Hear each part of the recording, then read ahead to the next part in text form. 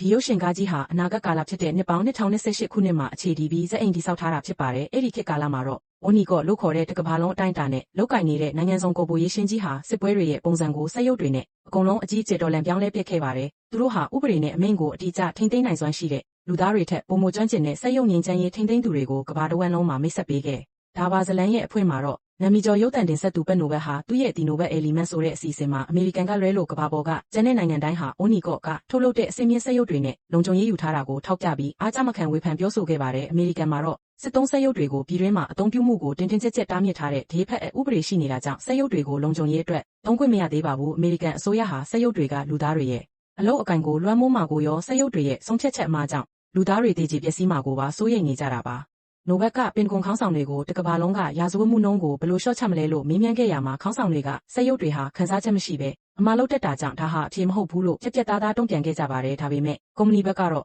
့ဒီစက်ရုပ်တွေဟာအလွန်တိကျပြီးဘယ်တော့မှအိမ်ငိုက်တာလက်စားတာမျိုးမရှိဘူးလို့အခိုင်အမာပြောဆိုနေကြတာပဲဖြစ်ပါတယ်။ဘက်နိုဘက်ဟာခေါင်းဆောင်တွေရဲ့ပြောဆိုချက်ကိုလုံးဝပယ်ချလိုက်ပြီးအိုနီကော့ရဲ့စက်ရုပ်တွေဟာလက်တွေ့နယ်ပယ်မှာဘယ်လောက်ထိထိရောက်မှုရှိကြောင်းတရုတ်ပြနေတဲ့တိုက်ရိုက်ဗီဒီယိုတစ်ခုကိုသူ့ရဲ့အစီအစဉ်မှာထုတ်လွှင့်ပြသခဲ့ပါတယ်။ဗီဒီယိုထဲမှာတော့အီရန်နိုင်ငံတီဟီယန်မြို့ကလမ်းမတွေပေါ်မှာစက်ရုပ်ကြီးတွေနဲ့တခြားသောစက်ရုပ်ရန်များတွေဟာဒေသခံလူထုကိုတန်းစီစေပြီးတဦးချင်းစီကိုလုံခြုံရေးအရာစစ်ဆေးမေးမြန်းနေတာကိုတွေ့ရပါတယ်။အဲ့ဒီမြင်ကွင်းဟာအရန်ကိုတင်းမာမှုရှိပြီးစက်ရုပ်တွေရဲ့အမိန့်ကိုမနာခံတဲ့သူတွေဟာချက်ချင်းဆိုသလိုအနေရပြုခံရနိုင်တဲ့အနေအထားမှာရှိနေပါတယ်။အဲ့ဒီအချိန်မှာအိမ်တအိမ်ရဲ့အတွင်းဘက်မှာတော့အမျိုးသားတဦးကစက်ရုပ်တွေကိုစန့်ကျင်တဲ့အနေနဲ့ကမ္ဘာမီဒီယာတွေရဲ့ရှေ့မှောက်မှာကိုအဆုံးစီရင်မုန်းခွဲမဲ့အကြမ်းဖက်အဖွဲ့တစ်ခုကိုစနစ်တကျစီစဉ်နေပါတယ်။သူတို့အဖွဲ့ဟာလက်နက်တွေနဲ့အပြင်ကိုပြေးထွက်ပြီးစက်ရုပ်တွေကိုစတင်တိုက်ခိုက်လိုက်တဲ့အခါမှာတော့ဘုံခွဲသူအားလုံးဟာစက်ရုပ်တွေရဲ့တိကျလာတဲ့တပ်ဖြတ်ခြင်းကိုခံလိုက်ရပါတယ်။စက်ရုပ်တွေဟာစက္ကန့်ပိုင်းတွင်းမှာပဲဘယ်သူကရန်သူလဲဆိုတာကိုခွဲခြားပြီးကြီးစံတွေနဲ့အဆက်မပြတ်ပစ်ခတ်ခဲ့တာပါ။အဲ့ဒီအချိန်မှာအကြမ်းဖက်ခေါင်းဆောင်ရဲ့တားဖြစ်သူကောင်လေးကဓာတ်တစ်ချောင်းကင်ပြီးအပြင်ကိုပြေးထွက်လာရမှာတော့စက်ရုပ်တရုတ်ကအဲ့ဒီကောင်လေးကိုချိန်ချောက်မှုလို့ယူဆပြီး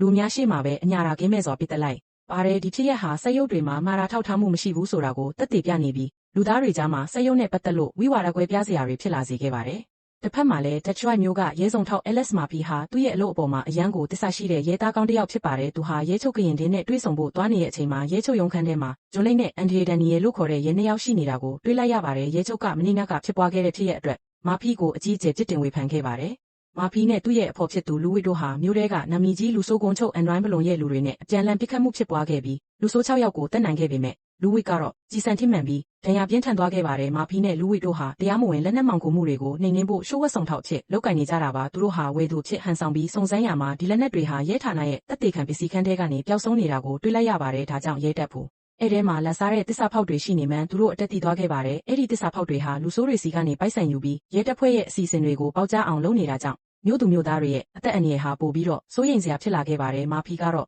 ဘလောက်ပဲအန္တရာယ်ကြီးပါစေဒီကတိလိုက်စားမှုတွေကိုအမြင့်ပြတ်အောင်တိုက်ဖြတ်ဖို့ဆုံးဖြတ်ထားပါတယ်။လန်စားတဲ့ရဲတွေဖြစ်တဲ့လိန်နဲ့ဒန်နီယယ်တို့ဟာသူတို့ရဲ့မကောင်းမှုတွေပေါက်ကြားမှာကိုအရန်စိုးရိမ်တာကြောင့်မာဖီကိုအပြီးတိုင်းတပ်ပစ်ဖို့ဂုံးချုပ်ဘလုံကိုရှိုးဝက်ပြီးအကြံပေးလိုက်ပါတယ်။သူတို့ဟာမာဖီရဲ့လှုပ်ရှားမှုတွေကိုအနီးကပ်စောင့်ကြည့်နေခဲ့ကြတာပါ။ဒါကြောင့်မာဖီကဆေးရုံမှာဒဏ်ရာရနေတဲ့သူ့ရဲ့သူငယ်ချင်းလူဝစ်ကိုတွားကြည့်ပြီးအိမ်ပြန်ရောက်တဲ့အချိန်မှာလူဆိုးတွေကသူ့ရဲ့ကားမှာဘုံထောင်ထားခဲ့ပါတယ်။ဘုံပေါက်ကွဲမှုကအရန်ကိုပြင်းထန်လွန်းတာကြောင့်မာဖီရဲ့ကိုလက်အင်္ကာတွေဟာတစီပြတ်တောက်သွားပြီးတကူလုံးလည်းမီးလောင်ဒဏ်ရာတွေနဲ့တေလူမျောပါဖြစ်ခဲ့ရပါတယ်။ဒီဖြစ်အပျက်ကိုအိုနီကော့ရဲ့ CEO ဆဲလာစ်ကအခွင့်ကောင်းယူပြီးလူသားနဲ့စက်ရုပ်ကိုပေါင်းဆက်တဲ့စီမံကိန်းအတွက်မာဖီကိုအသုံးချဖို့ချက်ချင်းဆုံးဖြတ်လိုက်ပါတယ်။သူတို့ဟာအမေရိကန်ဥပဒေကိုကျော်လွှားဖို့အတွက်စက်ရုပ်ထဲမှာလူသားဦးနောက်ရှိနေတဲ့ဆိုတဲ့အချက်ကိုအသုံးချချင်နေတာပါ။ဒေါက်တာနော်ဒွန်ကမာဖီရဲ့ဇနီးဖြစ်သူကလက်ယာကိုခင်မွန်းဖြစ်သူရဲ့အသက်ကိုကယ်တင်နိုင်ဖို့ဆိုရင်ဒီစက်ရုပ်စီမံကိန်းမှာပါဝင်ဖို့မျက်ရည်ဆက်လက်နဲ့တောင်းပန်နာချခဲ့ပါတယ်။နောက်ဆုံးမှာတော့မာဖီကိုယိုဘိုကော့အဖြစ်အသက်သွင်းဖို့ဇနီးဖြစ်သူစီကသဘောတူညီချက်ရရှိသွားခဲ့ပြီးဒါဟာမာဖီအတွက်တော့နောက်ထပ်ဘဝတစ်ခုရဲ့အစပြုခြင်းပဲဖြစ်ပါတယ်။၃ လခန့်ကြာမြင့်ပြီးတဲ့နောက်မှာတော့မာဖီဟာစက်ရုပ်ဝတ်စုံအသစ်ကြီးနဲ့ယိုဘိုကော့အဖြစ်ပြန်လည်နိုးထလာပါ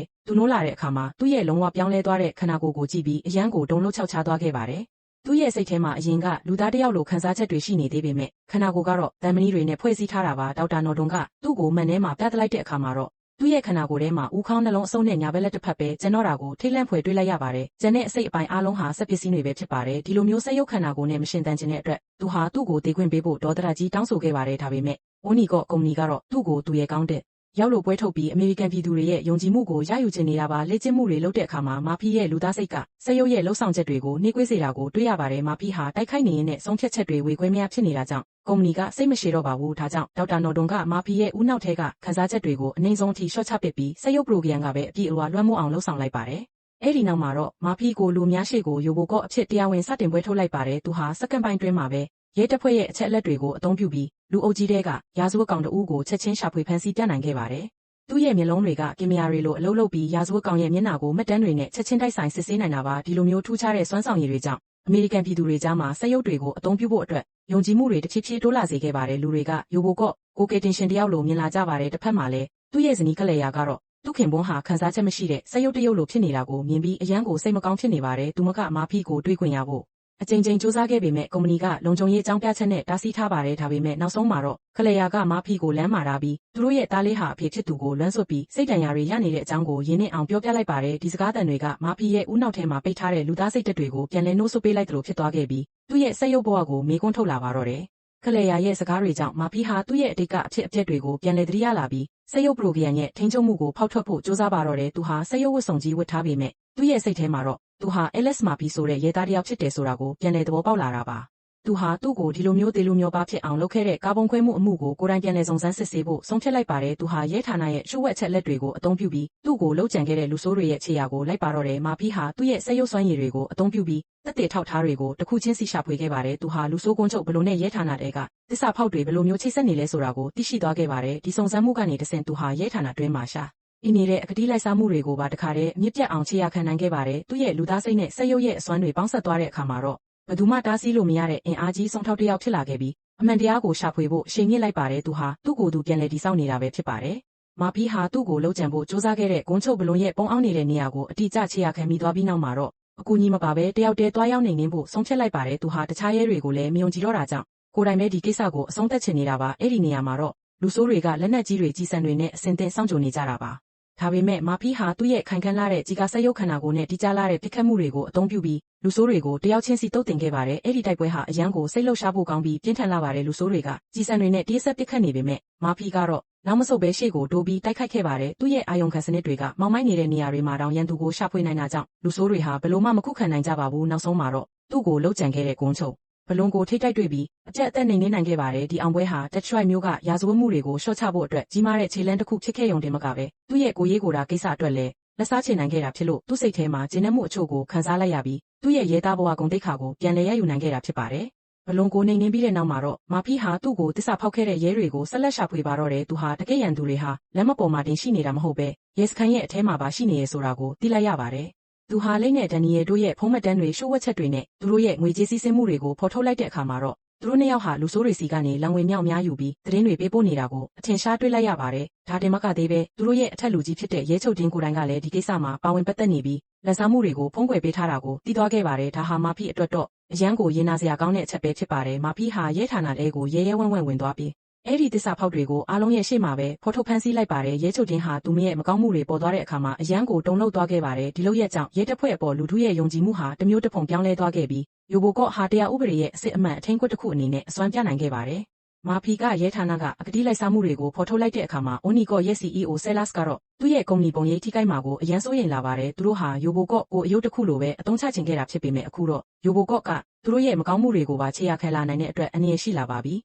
ြီဆဲလတ်စ်ကမာဖီဟာသူတို့ထိန်းချုပ်လို့မရတဲ့လူသားစိတ်တွေပိုများလာတာကိုတွေးလိုက်ရတဲ့အတွက်မာဖီကိုခတ်သိမ်းဖြစ်စီပစ်ဖို့အမိန့်ပေးလိုက်ပါတယ်သူတို့ဟာမာဖီကိုအဝေးထိန်းစနစ်နဲ့ပိတ်ပစ်ဖို့စ조사ခဲ့ပေမဲ့ဒေါက်တာနော်ဒွန်ကမာဖီဘက်ကရက်တီပြီးကူညီပေးခဲ့ပါတယ်ဒေါက်တာနော်ဒွန်ဟာကုမ္ပဏီရဲ့မတရားတဲ့လုပ်ရက်တွေကိုမခံရနိုင်တော့ပဲမာဖီကိုလွတ်မြောက်အောင်လုပ်ပေးလိုက်ပါတယ်ဒါကြောင့်ဆဲလတ်စ်ကသူ့ရဲ့ကိုယ်ပိုင်လုံခြုံရေးတပ်ဖွဲ့တွေနဲ့အစင်းမြင့်စက်ရုပ်ကြီးတွေကိုအသုံးပြုပြီးမာဖီကိုအသေးသက်ဖို့စီမံပါတော့တယ်ဒီအချိန်မှာတော့မာဖီဟာကုမ္ပဏီကြီးတစ်ခုလုံးကိုတယောက်တည်းပြန်လည်တိုက်ခိုက်ရမယ်အနေရရှိဆုံးအခြေအနေကိုရောက်ရှိသွားခဲ့ပြီးသူ့ရဲ့အသက်ရှင်တန်မှုအတွက်နောက်ဆုံးတိုက်ပွဲကိုပြင်ဆင်ရပါတော့တယ်မာဖီဟာသူ့ရဲ့မိသားစုကိုကာကွယ်ဖို့နဲ့တရားမျှတမှုအတွက်အိုနီကော့ရဲ့အထက်မြင့်အဆောက်အုံကြီးကိုစီးနှင်းဝင်ရောက်ခဲ့ပါတယ်အဲ့ဒီမှာတော့ကုမ္ပဏီကလွတ်ထားတဲ့အစင်းမြင့်စက်ရုပ်ကြီးတွေကသူ့ကိုစောင့်ကြိုပြီးတိုက်ခိုက်ကြပါတယ်အဲ့ဒီစက်ရုပ်တွေဟာမာဖီထပ်ပို့ပြီးတော့အရွယ်စားကြီးမားပြီးအစွမ်းထက်ကြပါတယ်မာဖီဟာသူ့ရဲ့လက်နက်တွေနဲ့စွမ်းရည်တွေကိုအသုံးပြုပြီးစက်ရုပ်ကြီးတွေကိုတစ်ခုပြီးတစ်ခုဖျက်ဆီးပစ်ခဲ့ပါတယ်အဆောက်အုံထဲမှာပိတ်ခတ်မှုတွေပြင်းပြင်းထန်ထန်ဖြစ်ပွားခဲ့ပြီးအဆောက်အုံကြီးတစ်ခုလုံးတုန်ခါသွားရလောက်အောင်တိုက်ပွဲကပြင်းထန်လာပါတယ်မာဖီဟာဒဏ်ရာချို့ရရှိခဲ့ပေမဲ့အရှုံးမပေးပဲအပေါ်ဆုံးထပ်ကိုတက်သွားခဲ့ပါတယ်သူ့ရဲ့စိတ်ထဲမှာတော့သူ့ရဲ့ဇနီးနဲ့သားကိုကယ်တင်ဖို့ပဲရှိနေတာပါအဲ့ဒီမှာတော့